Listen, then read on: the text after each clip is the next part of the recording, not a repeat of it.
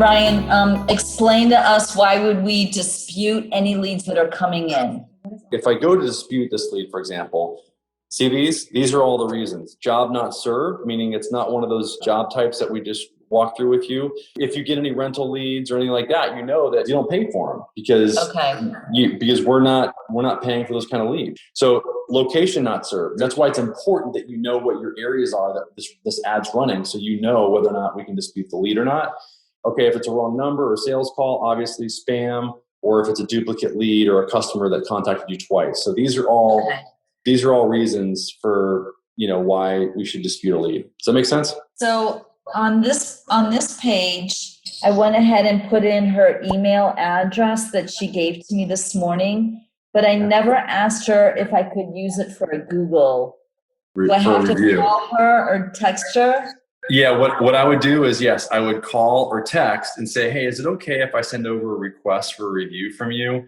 As long as you have that, then you tick that box, and we're golden. If you go to booked, instead of archiving where you're disputing and you go to book, then this new screen will show up. And this is why on all these calls, we really love it when you ask them if in the future that you can follow up with them with an email for a review request, because we legally are not able to actually send a review request via this platform until you guys have verified that on a call with them. Does that make sense? What is the difference already completed versus upcoming?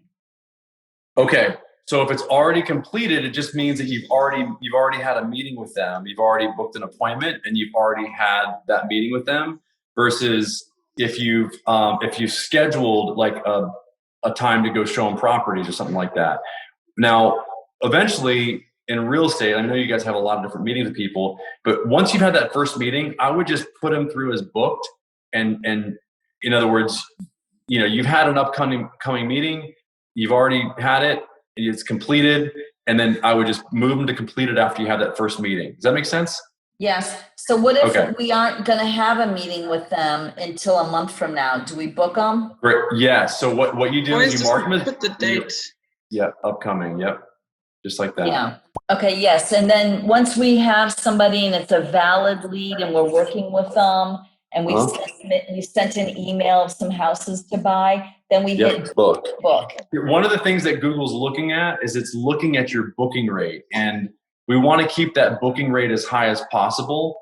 And they say they calculate it, or they figure it out based on artificial intelligence and listening to the calls. See, we want that booking rate to be as high as possible. The closer to 100%, the better.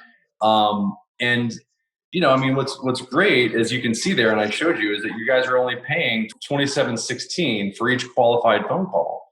Okay. I mean, so it's all it takes is one to pay for 3 or 4 months of this. That's going to come through, and this is actually, there's your listing right there. Oh, all right, cool.